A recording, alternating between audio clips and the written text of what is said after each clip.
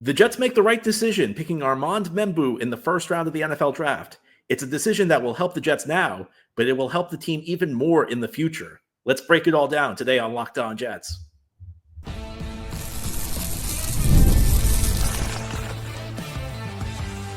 You are Locked On Jets, your daily New York Jets podcast. Part of the Locked On Podcast Network, your team every day.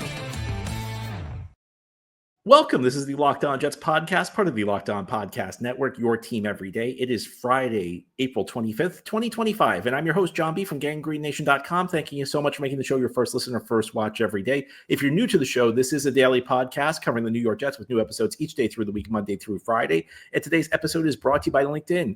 LinkedIn Jobs helps you find the qualified candidates you want to talk to faster. Post your job for free at linkedin.com/LockedOnNFL. Terms and conditions apply. We have a lot to discuss today because the first round of the 2025 NFL draft is in the books, and we have the newest member of the New York Jets. It is Missouri offensive tackle Armand Membou, who the Jets selected 7th overall in last night's NFL draft. Months of speculation. Who was it going to be? It ends up being a player who generated a lot of buzz over the last couple of weeks, Armand Membou. This is a move that will help the Jets immediately. But it also has big long-term implications for this franchise. And I wanted to start off by talking about what Armand Membou could mean for this franchise long-term. And of course, as you know, the Jets have a first-year head coach in Aaron Glenn and a first-year general manager in Darren Muji. And we're still very early in their respective tenures. So we're trying to figure out, what are their philosophies? What do they value? And how competent will they be? And before a general manager or a head coach have had their first game, it's impossible to say, whether or not they're going to be successful. But there are things we can learn about them. And the first NFL draft is always something worth watching because it tells you something about what your team values. And I think the selection of Armand Membou, before we even get into, his scouting report or what he'll bring to the table or how he fits the team immediately, all of which are very important and all of which we'll get to a little bit later in the show, we can talk about what this says about Glenn and Muji. Now, the buzz heading into the draft was that the Jets were likely either going to pick Membou or Tyler Warren out of Penn State. And, I expressed a lot of reservations about the idea of the Jets picking Tyler Warren. Not that I dislike Tyler Warren as a prospect, but Tyler Warren at 7, that was a little rich for my blood. I think any tight end going at 7, it's a very, very risky move because tight end's a position, unless you're getting a guy who's like top 5 at his position, it's really difficult to justify the 7th overall pick. If you draft a tackle and he's just like average and he can lock down the tackle spot for 8 to 10 years, that's something that's worth the 7th overall pick, because even average tackle play in this league is something that comes with a lot of value. You get an average tackle who hits free agency, he gets a lot of money. Average tight end hits free agency, they don't get a lot of money. And for Tyler Warren to really justify that pick, he had to be kind of like an impact receiver. He had to be a guy who would have the same impact as a Pro Bowl level wide receiver, because that's really what tight ends in today's game provide their value. So I've looked in the past at, how do Pro Bowl receivers typically start their careers? And usually, like, the benchmark is around 700 yards. If you get 700 yards as a rookie, you've got a shot to be a Pro Bowl receiver. For Tyler Warren to get 700 yards, he'd have to be, arguably like right on the cusp of being a top 5 tight end as a rookie. It's a lot to ask. It's always a lot to ask to even a player you draft high to be a top 5 player at his position at any point in his career, much less at the point you draft him. With Membou, you're getting a guy who will provide a lot of impact at a position of critical importance. Tackle is extremely important. In the NFL of 20 years ago, you may not have been able to justify picking a right tackle in the top 10. In today's NFL, you can absolutely justify taking a tackle in the top 10. Right tackles are now premium players in this league. And it shows you that the Jets front office and the Jets coaching staff are valuing the right things. They're valuing the key position of right tackle over the position of tight end, which you'd like to have a good tight end, but it's not as important as having a quality right tackle. And the Jets have now invested heavily at the tackle position, and they've invested heavily in the offensive line. Now, most of those investments were made by a previous regime. We should acknowledge that. But this is the second straight year the Jets have drafted a tackle in the top 11. Last year, they picked Olufashinu 11th. The Jets now have an offensive line with two tackles who are young, two tackles who were first-round picks within the last 2 years. The Jets now have 3 of their 5 offensive linemen who have 2 years or less experience in the league. Jets now have 4 of their 5 offensive linemen who are year 5 or younger. So this is a very young offensive line. This is a line where the Jets have invested a lot of capital into. And I think that that's a really positive thing, because while the playmakers in the league tend to get all the credit, we always focus on the wide receivers, we focus on the tight ends, we focus on the running backs, and those players are very important. It's very easy to lose track of how important it is to control games in the trenches. But if you've watched the Jets over the last 15 years, you've seen a lot of games where their offense could not do anything. And one of the biggest reasons the Jets have struggled is they have had a lot of problems controlling the trenches. If you can't block anybody, it doesn't matter who's playing quarterback, it doesn't matter who's playing at the skill positions, you're not going to be able to move the ball effectively. And for far too often over the last 15 years, the Jets have been dominated time and time again in the trenches. And this offensive line now looks like it's ready to go. It looks like an offensive line that is built to play well and built to play well for a long time. Because again, you have 4 of your 5 offensive linemen are high picks, and high picks you've made within the last 4 years. Jets are investing in an offensive line now. And, Joe Douglas may not have been the greatest GM in the world. He may not have lived up to the hype, but he did leave behind some decent pieces. The hope now is that Armand Membou can be the finishing, the last piece, the guy that puts the finishing touch on this offensive line. Because entering the draft, Jets had to feel pretty good about 4 of their 5 spots on the offensive line. Olufashinu at left tackle, John Simpson at left guard, Joe Tippmann at center, Elijah Vera Tucker at right guard. Right tackle was really the question mark. And now you have a rookie with a very high ceiling, a rookie who is viewed as a top prospect. And for the next 8 to 10 years, if all goes well, you're not going to have to worry about the tackle position. One of the things that I really believe in is you're not just trying to address immediate needs in the draft. That matters, especially when we're talking about our early picks. But you're also trying to build strengths at key positions. You're trying to make sure that key spots never become areas of need. And now the Jets, for the next 2 years, next 3 years, will have 2 cost-controlled tackles manning those 2 key spots. And hopefully for the next 8 to 10 years, they're not going to have to worry about it. They'll have Olufashinu on the left side. They'll have Armand Membou on the right side. And there are many advantages to this. The Jets are not going to have to worry if Membou pans out. The Jets are not going to have to worry about the tackle position going forward. The next 3 years, Jets are going to be able to invest in other spots on the field because they'll have 2 cheap tackles manning the edges, blocking edge rushers. And hopefully, as the Jets move forward in 2025, they'll have an offensive line that can control the trenches and an offensive line that gives them the chance to do some big things. Now, during the Locked On Jets podcast, we'll talk about what's to come in 2025 because the move for Armand Membou, it says good things about what Aaron Glenn and Darren Muji prioritize, but it also fills a critical need, a pivotal need. Armand Membou's likely to be a day 1 starter. The Jets need him to be a day 1 starter. And if he is, it could mean big things for this team. We'll talk about what those big things could be as we continue here on this Friday edition of Locked On Jets. Today's episode of Locked On Jets is brought to you by LinkedIn. As a small business owner, your work does not end when the clock hits 5. Your business is always on your mind, which means when it's time to hire, you need a partner that works just as hard as you do. And that's where LinkedIn Jobs comes in. When you clock out, LinkedIn clocks in.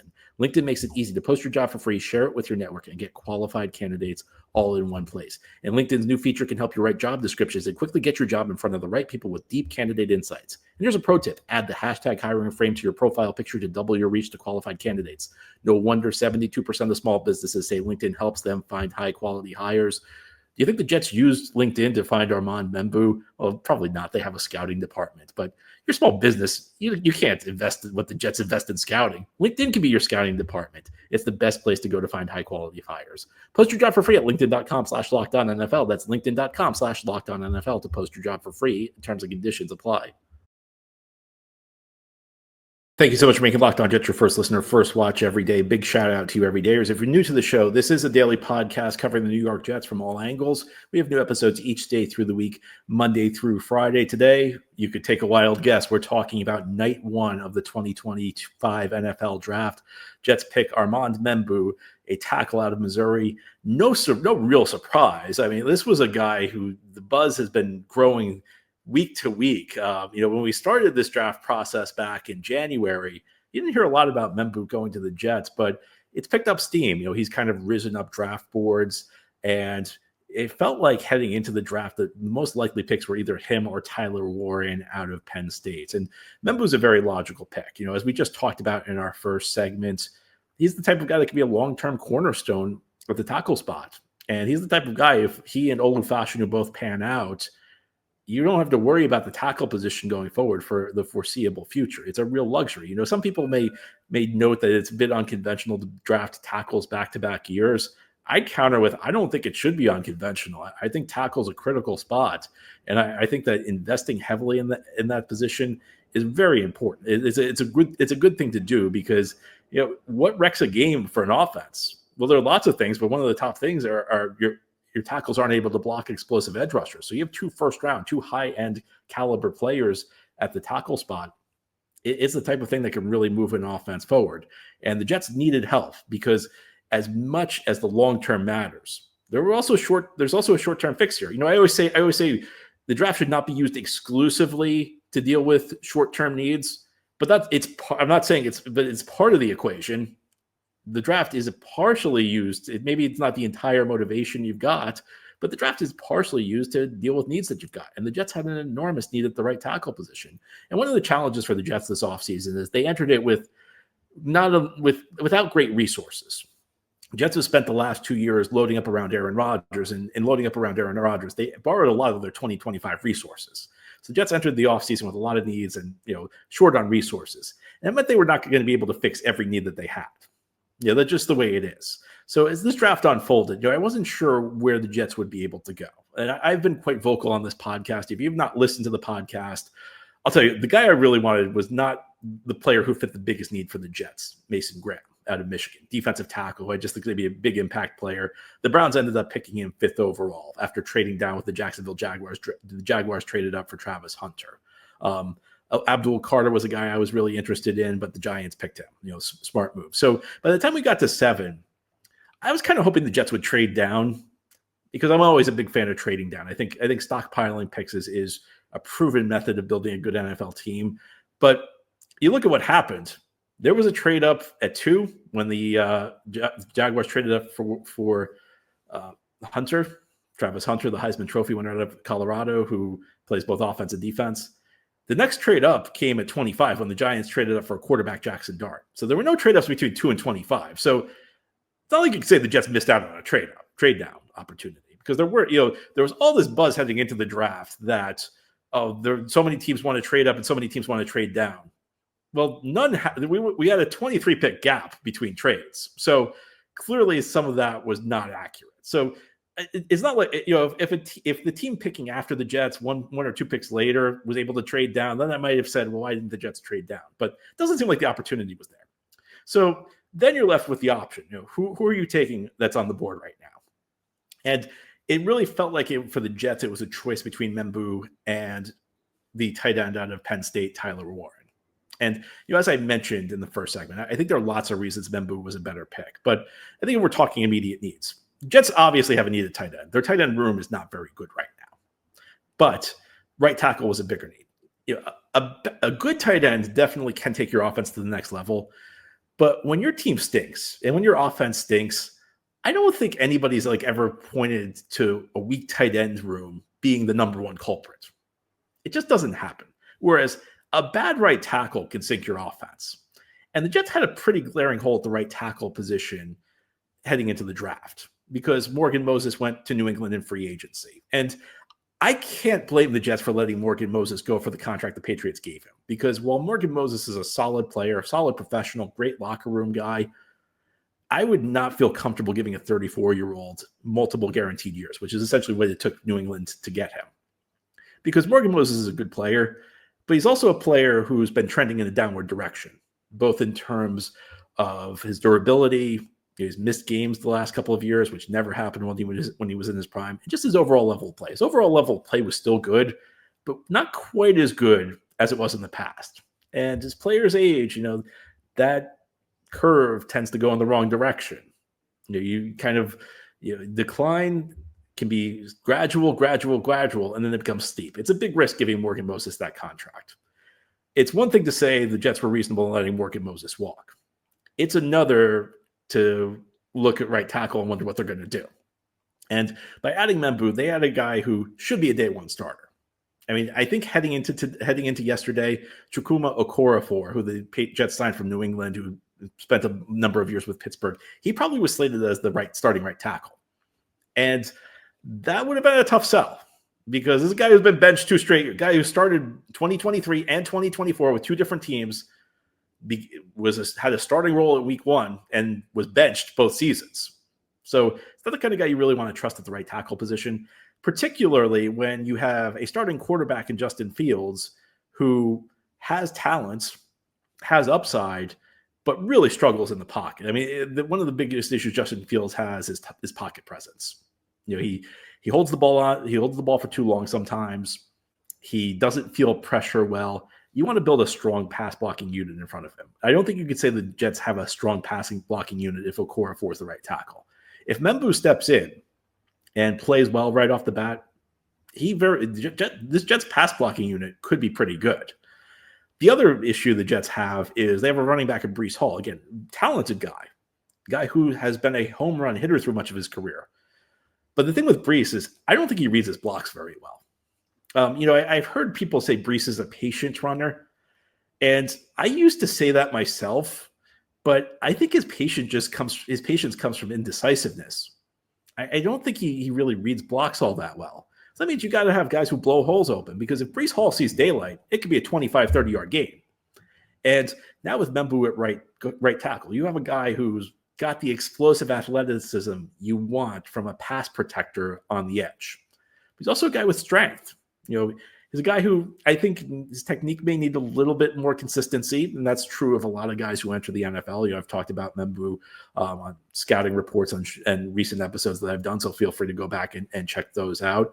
But this is a guy with the potential to be a top-flight tackle, a guy who has the tools necessary to be somebody who can shut down edge rushers in pass protection, but also kind of open holes in the run game. And if you open holes for Breece Hall, you can hit big plays. And as I mentioned earlier, a lot begins with the trenches. A lot begins with being able to control the point of attack. Heading into yesterday, I thought the Jets' offensive line wasn't a huge weakness, which, hey, that's a good thing. Like through much of the history of this podcast, I have been bemoaning the lack of quality on the Jets' offensive line. Heading into yesterday, I don't think the offensive line was necessarily in terrible shape, but I did not really see any way you could say it was a strength. Now with Armand Membou, now with two very young and very promising tackles, with four of the five offensive linemen being recent high picks, young and high-end talents, this is an offensive line that could very well be a strength for the Jets. And when you combine that with a defense that's got a lot of talents, with a couple, the skill group's not full yet, but a couple of talented skill players and a quarterback with potential in Justin Fields, it could be a recipe for this team to beat expectations. Now, during the Locked On Jets podcast, we're not done yet. Jets still have a full weekend worth of picks to get through. Day 2 begins. Lots of great prospects available. I think there are some who should draw our interest, and the Jets should especially be focusing on pass catchers. We'll dive into more detail on that as we continue here on this Friday edition of Locked On Jets. Today's episode of Locked On Jets is brought to you by FanDuel. If you're an NBA fan, I don't need to tell you, the playoffs are here, and FanDuel is giving new customers an incredible way to get in on the action, because right now, when you join FanDuel and place your first $5 bet, you get $250 in bonus bets if your bet wins. You got to love how FanDuel makes betting so easy, whether it's picking your favorite team or diving into player props. From three-pointers to steals to assists, FanDuel has so many ways to bet your favorite player props. Plus, after the game tips off, you can even combine live prop bets into a same-game parlay for a chance to win big. You just got to love FanDuel. If your favorite team's in the NBA playoffs, it's an exciting time. But if your favorite team's not in the playoffs, FanDuel gives you a chance to get in on the action, because, again, you get $250 in bonus bets after you place your first $5 bet if your bet wins. Don't miss out. Head to FanDuel.com and claim your $250 in bonus bets today. It's FanDuel.com to claim that $250 in bonus bets today.